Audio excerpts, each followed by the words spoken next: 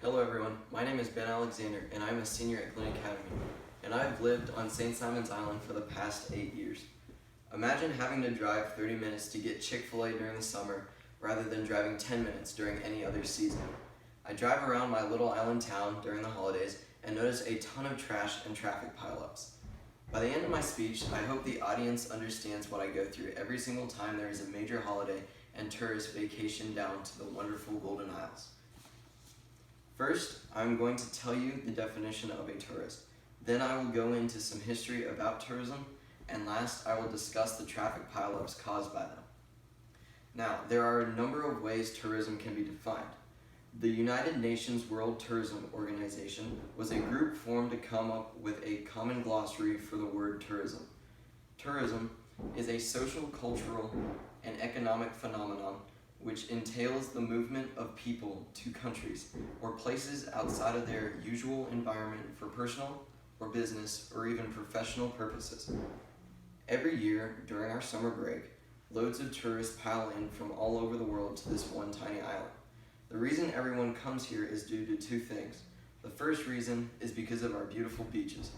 The second reason is because St. Simon's Island is about 5 minutes away from the 5-star luxury resort, Sea Island. Being a member of Sea Island is hard for me around summertime because many tourists flood to the beach club and to the Sea Island spa/fitness center, leaving me with no peace and quiet whatsoever. Like I said earlier, when I'm craving my favorite meal, a spicy chicken deluxe from Chick-fil-A, I have to drive 30 minutes to get my food in back-to-back traffic. Typically, it'll take me about 15 minutes to drive to my nearest Chick-fil-A, but sadly I am affected by the tourist traffic pileups every summer or any major holiday. Next, I am going to explain the numerous times tourists have left trash on our beautiful beaches and roads. The amount of trash depends on the time of the year and the holiday. During the summer, when family and friends come to the Golden Isles, I notice a ton of bottles and chip bags accumulate on our beaches. Another example of trash accumulating on our beaches is every year college students, mainly from the University of Georgia, come to St. Simon's Island to celebrate the Georgia-Florida game. During this time of the year, I tend to notice a ton of personal belongings and empty beer cans left behind. According to the reporter from US Today, Brianna Stone, spring break is another major holiday that leaves piles of trash on beaches and roads. Many college students come back home and decide to go to the beach and don't even think twice about cleaning up after themselves.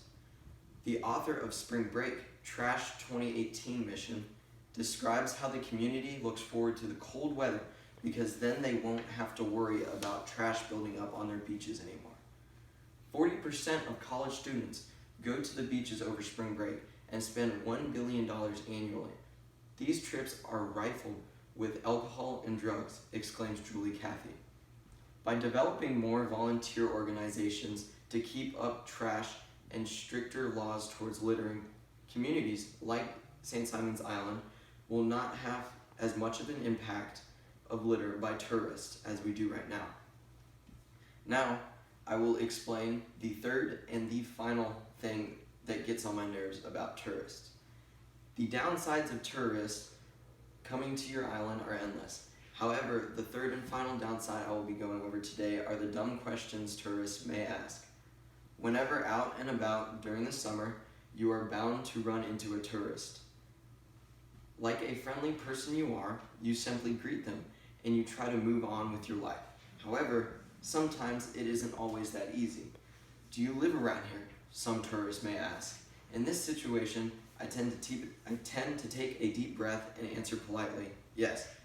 After that one question has been asked and answered, the idiotic questions will now continue for a while, consuming your precious time. Do you know where I can find, insert a place of your choice, one tourist may ask. Again, I tend to take a deep breath and question whether or not these people know how to look at a map or the supercomputer they carry around in their pockets every day. It is funny to see how most stereotypes of tourists hold true. In an article written by Tanya Russell, she goes into depth explaining 19 stupid questions asked by tourists. For example, when do they shut the water off? We don't want to miss seeing them. Question one worried tourist heading to Niagara Falls. Finally, you know exactly what I go through every year with tourists. There are many tourists here, but I assume there are many of them invading your town too. They are typically labeled as lazy and gullible. I have now explained to you what the definition of a tourist is, the traffic they cause, the trash they leave behind, and the dumb questions they may ask. Be mindful wherever you go. Prove the stereotypes of a tourist wrong, and thank you for coming to my presentation. Are there any questions? Yes. Since you don't like tourists so much, would you consider living here when you grow up, or would you prefer to move away? I would prefer to move away. I would stay away from the cities because, again, there are traffic piles there, but I do not enjoy the litter on my beautiful beaches. Whenever I go out with family to go enjoy the fresh air, it is very hard to see the Coke cans and Doritos bags flowing on our beach. Yes. Have you ever personally seen the trash on the beach after the Georgia, Florida? I have not, because I tend to stay away during that time of the year because it just brings tears to my eyes.